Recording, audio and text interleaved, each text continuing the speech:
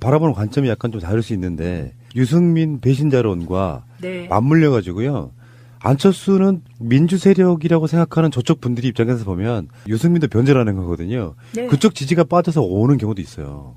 그럴 수 네. 있겠네요. 예. 그러니까 아주 정치를 되게 한편으로 희화시키고 한편으로 역동적으로 보이게 만드는 지금 흐름입니다. 이게 되게 개혁 쪽에서 통합 논의를 할 때는 가장 중요한 게 명분이거든요. 그렇죠. 안철수의 대규모 징계가 보는 코미디 있잖아요. 네. 사고는 자기가 쳤어. 거기 반발하는 사람들을 먼저 징계할 건 아니거든요. 네. 중재파가 좀 깝깝해하고 안철수에게 답답하게 느끼는 부분이 정말로 당신은 통합 작업 이후에 당대표 내려놓겠다고 했으면 네. 한 발짝 빨리 내려놓고 명분을 줘야 당 만들려고 나가는 사람들 입장에서는 멈칫하게 되는 부분이 있는데 그것도 안 해. 그 명분을 안 주니 반대쪽 사람들은 세게 나가는 거 아니에요, 밖으로. 그건 당연하죠. 제가 보기에 유승민 대표와 안철수 대표 간에는 계속해서 유승민 대표 쪽에서 누구누구는 오지 마라 이런 시그널을 보냈잖아요. 그러니까. 네, 그리고 안철수 대표는 그것을 수용한 걸로 보입니다. 그래서 잡아야 될 이유가 없는 거예요. 지금 안철수 대표가 잡으려고 뭐 애를 쓰는 건 그 5명. 그건 참 이게 어제 동지가 오늘의 적이 된 적나라한 현장이고 정치를 하는 사람들의 속마음이 뭔지를 아주 지금 너무 창피하게 보여주는 그런 건데요. 통합개혁신당 쪽이 교섭단체를 못 만들게 하는 게 지금 안철수 대표의 최대 목표가 되어버린 것 같은 느낌입니다. 그러니까 안철수의 착각과 저의 분석을 좀 더해드리면 안철수는 지금 마이너스의 정치를 하고 있는 거예요. 마이너스의 선. 혜성같이 나타나서 등장했을 때 국민적 지지율이라는 게 있었잖아요. 네. 그거를 까먹다가 새정치민주연합에서 대표를 하면서 또 거기서도 적응을 못해서 당을 뛰쳐나오면서 자기 본인 입장에선 한 40석 총선에서 얻은 게 굉장한 정치적 혁명이라고 착각하는데 사실은 자기 정치적 위상을 100석 이상의 거대 정당에서 40석 밑으로 떨어뜨린 거거든요. 네. 그 다음에 지금 쪼개기를 가고 있어서 근데 본인이 그게 자기가 승부사? 이렇게 착각을 한다면서요. 계속해서 말하는 워딩들을 보면. 정말 이해가 안 가는 마인드예요. 그 많은 국회의원들이 민주당의 국회의원들이 새정치민주연합이라고 국회 의석 달랑 한 명 있었던가요 당시에? 그거 이렇게 받아들이면서 통합이라고 하고 공동대표로 만들어줬을 때 그건 일종의 로또 같은 거였잖아요. 솔직히 말씀드리면. 대선 이후였으니까. 예, 제1야당에 대표를 맡겨주고 한다는 거 그걸 잘 이용하지를 못하고 안에 적응 못해서 결국은 뛰쳐나가가지고 40석 정당 만들고 또 쪼개고 이게 뭡니까 이게. 그리고 유승민 대표도 마찬가지죠. 처음에 35석으로 시작했던가요? 그거 다 줄어서 9석 된 거잖아요 지금. 그래서 마이너스 곱하기 한 플러스라서 저렇게 하시나? 어쨌든 마이너스 지도력, 마이너스 리더십을 가진 유승민 안철수 2명이 지금 통합을 한다고 하니까 이게 분열의 통합이 되고 있는 건데 저는 안철수의 40석을 어떻게 보냐면요. 총선 때 국민들이 이렇게 보면 어떤 정치인이 이 큰 역사의 흐름에서 무슨 역할을 하잖아요. 중요한. 반드시 보답합니다. 그 과거의 행동에 대해서. 맞습니다. 그 과거의 행동에 대한 보답이 40석이었다고 생각해요. 그래서 안철수의 그 40석은 그때 안철수는 그 40석의 의미를 정확히 이해하고 진짜 그 40석을 기본으로 다른 정치를 했어야 되는데 호남 구태 정치에 매몰되고 문재인 흔들기 정치에 매몰돼서 뭐 지금 점점 줄고 있는 그런 형국인 것이죠. 안철수 씨의 최대 단점은요. 객관화를 못한다는 거예요. 그 엘리트 왕자. 딱 그 느낌이 그 양반하고 내 자리 한번 바꿔보고 싶어. 안철수의 새가 날아든다 하고 저는 너무 안 어울려요. 안철수의 새가 날아든다 그러니까 갑자기요. 네. 이게 진짜 철새. 제 이야기를 하는 게 아니라 정치인들의 객관적인 시각으로 바라보려고 노력하는 위치에 있는 거잖아요. 네. 나 안철수 칭찬했을 거예요. 잘했다면. 근데 홍준표나 안철수는 너무 그 오랜 시간의 적폐스러움의 답습 같은 거예요. 정치인이 스마트해지려고 그러면 진짜 노련함은 그런 거거든요. 우선순위가 우리나라가 잘 되게 하는 거야. 두 번째는 그런 과정에 교묘하게 자기 이익도 챙기는 거예요. 네. 근데 정권이 잘 되는 꼴을 못 봐. 그러면 이미 거기에 70% 까먹고 들어가는 거예요. 그 네. 관점이 없어. 내가 지금 국민의당의 안철수라 그러면요. 상황이 엄청 바뀌었을 거야. 아마 지금 민주당의 국회의원들 한 30명은 와 있을 거야.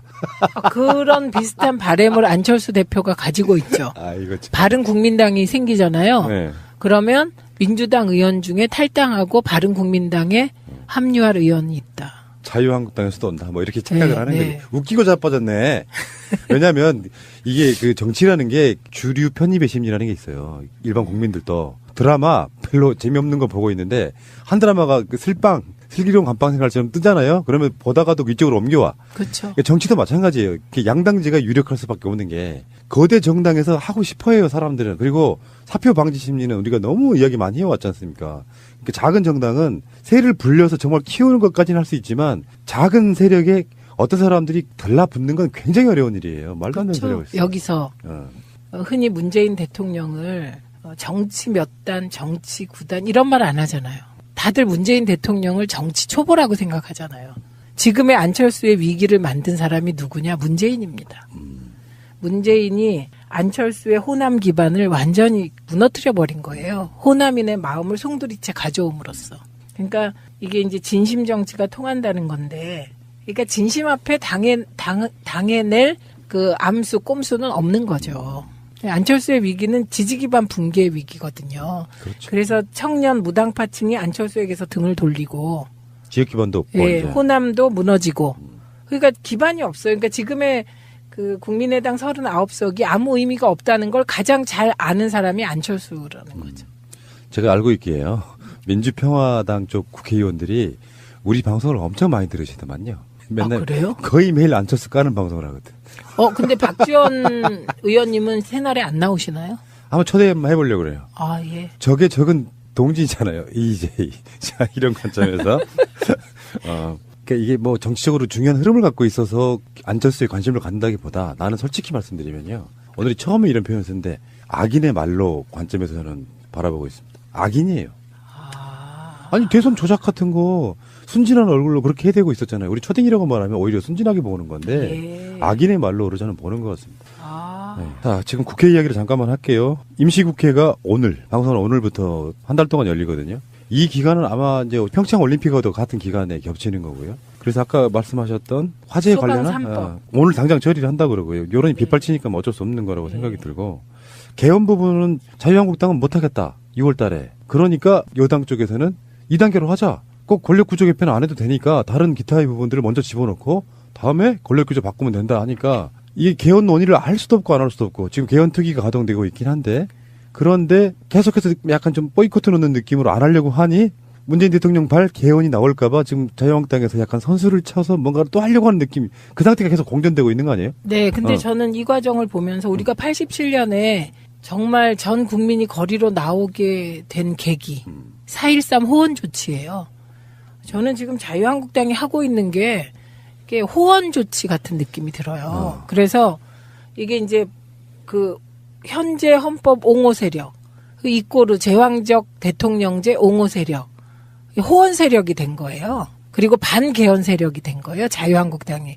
그러니까 1987년에 전두환의 대응을 보는 듯한 기시감이 있습니다.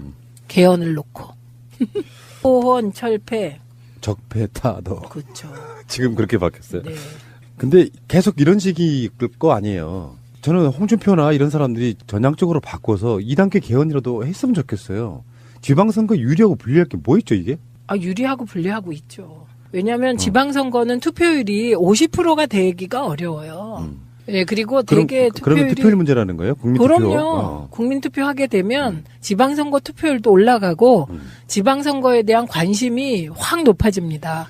그러니까 개헌안 찬성과 1번 내리 투표하는 이런 거 있잖아요. 그런 관점이 아니고 투표율 때문이다. 투표율이에요, 투표율. 그래서 개헌은 대개 투표율이 70% 넘어요. 근데 70%가 나와서 나 개헌만 투표하고 지방선거는 투표 안 할래 이러기가 힘들어요. 그래서 개헌하고 연관해서 만약에 투표한다면 저는 올해죠. 올해 지방선거 투표율은 뭐 사상 최대가 될 거라고 봐요. 이 지점이 자유한국당으로 하여금 지방선거와의 동시 개헌 국민투표를 반대하게 만드는 키포인트죠. 근데 저는 반대로 봐요. 그러니까 개헌 국민투표는 투표율에 영향을 끼치기 전에 많은 국민들이 이날만을 기다려왔다가 지금 일단 지방선거고 그다음에 총선일 거라고 생각이 들어서 사상 최대인 건 국민투표랑 상관이 별로 없어도 그 정도 될 거라고 보는 거거든요. 아, 지방선거 투표율이 그거는 뭐 굉장히 고무적인 건데 그게 이제 지금 약간 우려되는 건 20, 30대가 지금 지지율이 조금 떨어지고 있는 거잖아요. 그러니까 5, 60대는 투표율의 변화가 거의 없어요.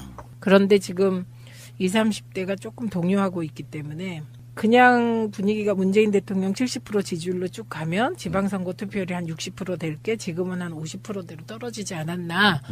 이런 감에 의한 발언을 감히 해보는데요.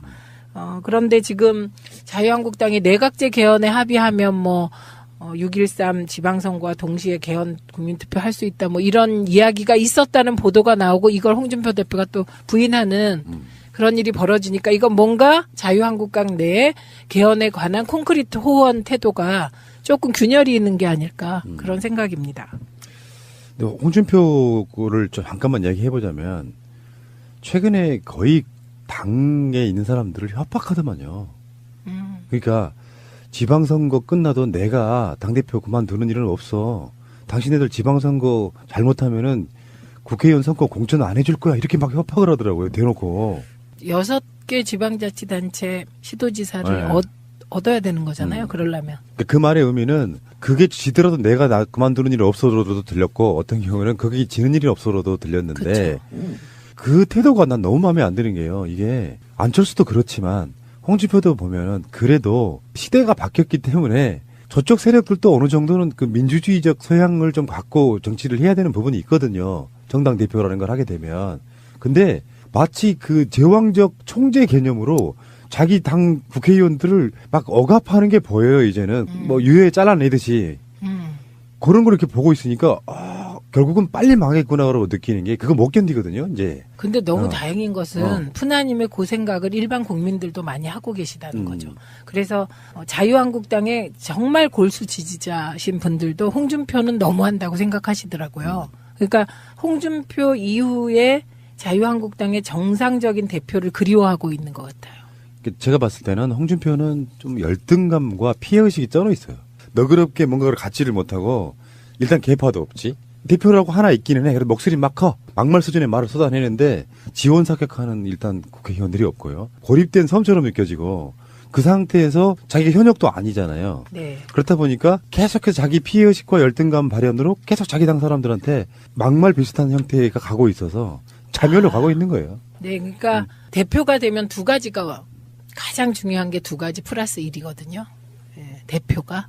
뭡니까? 첫 번째가 마이크입니다. 마이크. 그러니까 마이크를 지금 10분 활용해서 지금 홍준표 대표에게 모든 초점이 몰리게 말을 하세요. 그게 막말이건 저주의 발언이건 간에. 그리고 요거를 보고 그대로 이제 쫓아하는 느낌을 주는 분이 김성태 원내대표예요. 그러니까 대표와 원내대표가 가장 중요한 게 마이크를 장악한다는 거예요. 이게 첫 번째 의미고 두 번째는 돈과 조직이죠. 근데 돈은 사실 함부로 쓸 수가 없어요. 이거야말로 선관위에서 지원되는 국고 보조금이 다 요목이 있고 정말 한 푼도 제대로 쓸 수 그 마음대로 못 쓰게 되어 있거든요. 그러면 돈은 별로죠. 한 2천만 원 대표가 쓴다고 해도 더 이상은 곤란하니까. 그 다음이 조직 장악인 거죠. 그러니까 이제 인사권을 가지고 친박을 괴멸시키겠다 이런 거 아닙니까? 그래서 제가 보기에는 친박도 많이 홍준표 대표 쪽으로 줄을 선 분들이 있는 것 같더라고요. 그래서 이렇게 되는 건데 핵심이 마이크예요. 그래서 지금 보면 자유한국당에 기억나는 사람이 전 딱 3명인데 홍준표, 김성태, 장제원. 그러네. 마이크. 3명만 하고 있네. 예, 마이크. 네. 바라보는 관점이 약간 좀 다를 수 있는데 유승민 배신자론과 네. 맞물려 가지고요. 안철수는 민주 세력이라고 생각하는 저쪽 분들이 입장에서 보면 유승민도 변절하는 거거든요. 네. 그쪽 지지가 빠져서 오는 경우도 있어요. 그럴 수 네. 있겠네요. 예. 그러니까 아주 정치를 되게 한편으로 희화시키고 한편으로 역동적으로 보이게 만드는 지금 흐름입니다. 이게 되게 개혁 쪽에서 통합 논의를 할 때는 가장 중요한 게 명분이거든요. 그렇죠. 안철수의 대규모 징계가 보는 코미디 있잖아요. 네. 사고는 자기가 쳤어. 거기 반발하는 사람들을 먼저 징계할 건 아니거든요. 네. 중재파가 좀 깝깝해하고 안철수에게 답답하게 느끼는 부분이 정말로 당신은 통합 작업 이후에 당대표 내려놓겠다고 했으면 네. 한 발짝 빨리 내려놓고 명분을 줘야 당 만들려고 나가는 사람들 입장에서는 멈칫하게 되는 부분이 있는데 그것도 안 해. 그 명분을 안 주니 반대쪽 사람들은 세게 나가는 거 아니에요, 밖으로. 그건 당연하죠. 제가 보기에 유승민 대표와 안철수 대표 간에는 계속해서 유승민 대표 쪽에서 누구누구는 오지 마라 이런 시그널을 보냈잖아요. 그러니까. 네, 그리고 안철수 대표는 그것을 수용한 걸로 보입니다. 그래서 잡아야 될 이유가 없는 거예요. 지금 안철수 대표가 잡으려고 뭐 애를 쓰는 건 그 5명. 그건 참 이게 어제 동지가 오늘의 적이 된 적나라한 현장이고 정치를 하는 사람들의 속마음이 뭔지를 아주 지금 너무 창피하게 보여주는 그런 건데요. 통합개혁신당 쪽이 교섭단체를 못 만들게 하는 게 지금 안철수 대표의 최대 목표가 되어버린 것 같은 느낌입니다. 그러니까 안철수의 착각과 저의 분석을 좀 더해드리면은 안철수는 지금 마이너스의 정치를 하고 있는 거예요. 마이너스의 선. 혜성같이 나타나서 등장했을 때 국민적 지지율이라는 게 있었잖아요. 네. 그거를 까먹고 까먹다가 새정치민주연합에서 대표를 하면서 또 거기서도 적응을 못해서 당을 뛰쳐나오면서 자기 본인 입장에선 한 40석 총선에서 얻은 게 굉장한 정치적 혁명이라고 착각하는데 사실은 자기 정치적 위상을 100석 이상의 거대 정당에서 40석 밑으로 떨어뜨린 거거든요. 네. 그 다음에 지금 쪼개기를 가고 있어서 근데 본인이 그게 자기가 승부사? 이렇게 착각을 한다면서요. 계속해서 말하는 워딩들을 보면. 정말 이해가 안 가는 마인드예요. 그 많은 국회의원들이 민주당의 국회의원들이 새정치민주연합이라고 국회 의석 달랑 한 명 있었던가요? 당시니까 뭐 어쩔 수 없는 거라고 생각이 들고 개헌 부분은 자유한국당은 못하겠다. 6월 달에. 그러니까 여당 쪽에서는 2단계로 하자. 꼭 권력구조 개편은 안 해도 되니까 다른 기타의 부분들을 먼저 집어넣고 다음에 권력구조 바꾸면 된다 하니까 이게 개헌 논의를 할 수도 없고 안 할 수도 없고 지금 개헌 특위가 가동되고 있긴 한데 그런데 계속해서 약간 좀 보이콧 넣는 느낌으로 안 하려고 하니 문재인 대통령 발 개헌이 나올까봐 지금 자유한국당에서 약간 선수를 쳐서 뭔가 또 하려고 하는 느낌 그 상태가 계속 공전되고 있는 거 아니에요? 네, 근데 저는 이 과정을 보면서 우리가 87년에 정말 전 국민이 거리로 나오게 된 계기 4.13 호원 조치예요. 저는 지금 자유한국당이 하고 있는 게 이게 호원 조치 같은 느낌이 들어요. 그래서 이게 이제 그 현재 헌법 옹호 세력, 이꼬르 제왕적 대통령제 옹호 세력, 호원 세력이 된 거예요. 그리고 반개헌 세력이 된 거예요. 자유한국당이. 그러니까 1987년에 전두환의 대응을 보는 듯한 기시감이 있습니다. 개헌을 놓고. 호원, 철폐. 적폐, 타도. 그렇죠. 지금 그렇게 바뀌었어요. 네. 근데 계속 이런 식이 거 아니에요. 저는 홍준표나 이런 사람들이 전향적으로 바꿔서 2단계 개헌이라도 했으면 좋겠어요. 지방선거 유리하고 불리할 게 뭐 있죠, 이게? 유리하고 불리하고 있죠. 왜냐하면 지방선거는 투표율이 50%가 되기가 어려워요. 예, 그리고 되게 그러면 투표율 문제라는 거예요? 국민투표? 그럼요. 국민투표 하게 되면 지방선거 투표율도 올라가고 지방선거에 대한 관심이 확 높아집니다. 그러니까 개헌안 찬성과 1번 내리 투표하는 이런 거 있잖아요. 그런 관점이 아니고 투표율 때문이다. 투표율이에요, 투표율. 그래서 개헌은 대개 투표율이 70% 넘어요. 근데 70%가 나와서 나 개헌만 투표하고 지방선거는 투표 안 할래 이러기가 힘들어요. 그래서 개헌하고 연관해서 만약에 투표한다면 저는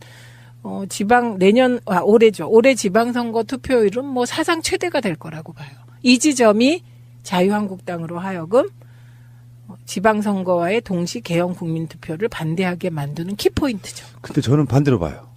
그러니까 개헌 국민투표는 투표율에 영향을 끼치기 전에 많은 국민들이 이날만을 기다려왔다가 지금 일단 지방선거고 그다음에 총선일 거라고 생각이 들어서 사상 최대인 건 국민투표라 그거 이렇게 받아들이면서 통합이라고 하고 공동대표를 만들어줬을 때 그건 일종의 로또 같은 거였잖아요. 솔직히 말씀드리면. 대선 이후였으니까. 제1야당에 대표를 맡겨주고 한다는 거 그걸 잘 이용하지를 못하고 안에 적응 못해서 결국은 뛰쳐나가가지고 40석 정당 만들고 또 쪼개고 이게 뭡니까 이게. 그리고 유승민 대표도 마찬가지죠. 처음에 35석으로 시작했던가요? 그거 다 줄어서 9석 된 거잖아요, 지금. 그래서 마이너스 곱하기 한 플러스라서 저렇게 하시나? 어쨌든 마이너스 지도력, 마이너스 리더십을 가진 유승민, 안철수 두 명이 지금 통합을 한다고 하니까 이게 분열의 통합이 되고 있는 건데 저는 안철수의 40석을 어떻게 보냐면요. 총선 때 국민들이 이렇게 보면 어떤 정치인이 이 큰 역사의 흐름에서 무슨 역할을 하잖아요. 중요한.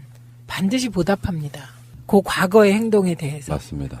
그 과거의 행동에 대한 보답이 40석이었다고 생각해요. 그래서 안철수의 그 40석은 그때 안철수는 그 40석의 의미를 정확히 이해하고 진짜 그 40석을 기본으로 다른 정치를 했어야 되는데 호남 구태 정치에 매몰되고 문재인 흔들기 정치에 매몰돼서 뭐 지금 점점 줄고 있는 그런 형국인 것이죠. 안철수 씨의 최대 단점은요. 객관화를 못한다는 거예요. 그 엘리트 왕자. 딱 그 느낌이 그 양반하고 내 자리 한번 바꿔보고 싶어. 안철수의 새가 날아든다 하고 저는 너무 안 어울려요. 안철수의 새가 날아든다 그러니까 갑자기요. 네. 이게 진짜 철새. 제 이야기를 하는 게 아니라 정치인들의 객관적인 시각으로 바라보려고 노력하는 위치에 있는 거잖아요. 네. 나 안철수 칭찬했을 거예요. 잘했다면. 근데 홍준표나 안철수는 너무 그 오랜 시간의 적폐스러움의 답습 같은 거예요. 정치인이 스마트해지려고 그러면 진짜 노련함은 그런 거거든요. 우선순위가 우리나라가 잘 되게 하는 거야. 두 번째는 그런 과정에 교묘하게 자기 이익도 챙기는 거예요. 근데 정권이 잘 되는 꼴을 못 봐. 그러면 이미 거기에 70% 까먹고 들어가는 거예요. 그 관점이 없어. 내가 지금 국민의당의 안철수라 그러면요. 상황이 엄청 바뀌었을 거야. 아마 지금 민주당의 국회의원들 한 30명은 와 있을 거야. 그런 비슷한 바램을 안철수 대표가 가지고 있죠. 이거 참. 바른국민당이 생기잖아요. 네. 그러면 민주당 의원 중에 탈당하고 바른국민당에 합류할 의원이 있다. 자유한국당에서도 온다. 뭐 이렇게 착각을 네, 하는 네. 거지. 웃기고 자빠졌네. 왜냐하면 이게 그 정치라는 게 주류 편입의 심리라는 게 있어요. 일반 국민들도 드라마 별로 재미없는 거 보고 있는데 한 드라마가 그 슬기로운 감방 생활처럼 뜨잖아요. 그러면 보다가도 이쪽으로 옮겨와. 그렇죠. 정치도 마찬가지예요. 양당제가 유력할 수밖에 없는 게 거대 정당에서 하고 싶어해요 사람들은. 그리고 사표 방지 심리는 우리가 너무 이야기 많이 해왔지 않습니까? 그러니까 작은 정당은 세를 불려서 정말 키우는 것까지는 할 수 있지만 작은 세력에 어떤 사람들이 달라붙는 건 굉장히 어려운 일이에요. 말도 안 되는 소리하고 있어요. 여기서 흔히 문재인 대통령을 정치 몇 단, 정치 구단 이런 말 안 하잖아요. 다들 문재인 대통령을 정치 초보라고 생각하잖아요. 지금의 안철수의 위기를 만든 사람이 누구냐? 문재인입니다. 문재인이 안철수의 호남 기반을 완전히 무너뜨려 버린 거예요. 호남인의 마음을 송두리째 가져옴으로써. 그러니까 이게 이제 진심 정치가 통한다는 건데, 그러니까 진심 앞에 당해낼 그 암수, 꼼수는 없는 거죠. 안철수의 위기는 지지 기반 붕괴의 위기거든요. 그렇죠. 그래서 청년 무당파층이 안철수에게서 등을 돌리고, 지역 기반도 없고 예, 이제. 호남도 무너지고. 그러니까 기반이 없어요. 그러니까 지금의 그 국민의당 39석이 아무 의미가 없다는 걸 가장 잘 아는 사람이 안철수라는 거죠. 제가 알고 있기에요. 민주평화당 쪽 국회의원들이 우리 방송을 엄청 많이 들으시더만요. 맨날 그래요? 거의 매일 안철수 까는 방송을 하거든. 근데 박지원 의원님은 새날에 안 나오시나요? 한번 초대 한번 해보려고 그래요. 아, 예. 적은 동지잖아요. EJ. 자, 이런 관점에서. 그러니까 이게 뭐 정치적으로 중요한 흐름을 갖고 있어서 안철수에 관심을 갖는다기보다 나는 솔직히 말씀드리면요. 오늘이 처음에 이런 표현을 쓰는데 악인의 말로 관점에서 저는 바라보고 있습니다. 악인이에요. 아니 대선 조작 같은 거 순진한 얼굴로 그렇게 해대고 있었잖아요. 우리 초딩이라고 말하면 오히려 순진하게 보는 건데 악인의 말로 저는 보는 것 같습니다. 네. 자, 지금 국회 이야기를 잠깐만 할게요. 임시국회가 오늘, 방송은 오늘부터 한 달 동안 열리거든요. 이 기간은 아마 이제 평창 올림픽과도 같은 기간에 겹치는 거고요. 그래서 아까 말씀하셨던 화재에 관련한 오늘 당장 처리를 한다고 그러고요. 여론이 비팔 상관이 별로 없어도 그 정도 될 거라고 보는 거거든요. 아, 지방선거 투표율이 그거는 뭐 굉장히 고무적인 건데 그게 이제 지금 약간 우려되는 건 20, 30대가 지금 지지율이 조금 떨어지고 있는 거잖아요. 그러니까 5, 60대는 투표율의 변화가 거의 없어요. 그런데 지금 20, 30대가 조금 동요하고 있기 때문에 그냥 분위기가 문재인 대통령 70% 지지율로 쭉 가면 지방선거 투표율이 한 60% 될 게 지금은 한 50%대로 떨어지지 않았나. 이런 감에 의한 발언을 감히 해보는데요. 그런데 지금 자유한국당이 내각제 개헌에 합의하면 6.13 지방선거와 동시에 개헌 국민투표 할 수 있다. 뭐 이런 이야기가 있었다는 보도가 나오고 이걸 홍준표 대표가 또 부인하는 그런 일이 벌어지니까 이건 뭔가 자유한국당 내에 개헌에 관한 콘크리트 호언 태도가 조금 균열이 있는 게 아닐까 그런 생각입니다. 근데 홍준표를 좀 잠깐만 이야기해보자면 최근에 거의 당에 있는 사람들을 협박하더만요. 그러니까 지방선거 끝나도 내가 당대표 그만두는 일은 없어. 당신네들 지방선거 잘못하면은 국회의원 선거 공천 안 해줄 거야. 이렇게 막 협박을 하더라고요. 대놓고. 6개 지방자치단체 시도지사를 네. 얻어야 되는 거잖아요. 그러려면. 그 말의 의미는 그게 지더라도 내가 그만두는 일이 없어도 들렸고 어떤 경우는 그게 지는 일이 없어도 들렸는데 그 태도가 난 너무 마음에 안 드는 게요. 이게 안철수도 그렇지만 홍준표도 보면은 그래도 시대가 바뀌었기 때문에 저쪽 세력들도 어느 정도는 그 민주주의적 소양을 좀 갖고 정치를 해야 되는 부분이 있거든요. 정당 대표라는 걸 하게 되면. 근데 마치 그 제왕적 총재 개념으로 자기 당 국회의원들을 막 억압하는 게 보여요, 이제는. 뭐 유해 잘라내듯이. 그런 걸 이렇게 보고 있으니까, 결국은 빨리 망했구나라고 느끼는 게 그거 못 견디거든요, 이제. 근데 너무 다행인 것은 푸나님의 그 생각을 일반 국민들도 많이 하고 계시다는 거죠. 그래서 자유한국당의 정말 골수 지지자신 분들도 홍준표는 너무한다고 생각하시더라고요. 그러니까 홍준표 이후에 자유한국당의 정상적인 대표를 그리워하고 있는 것 같아요. 제가 봤을 때는 홍준표는 좀 열등감과 피해의식이 쩔어 있어요. 너그럽게 뭔가를 갖지를 못하고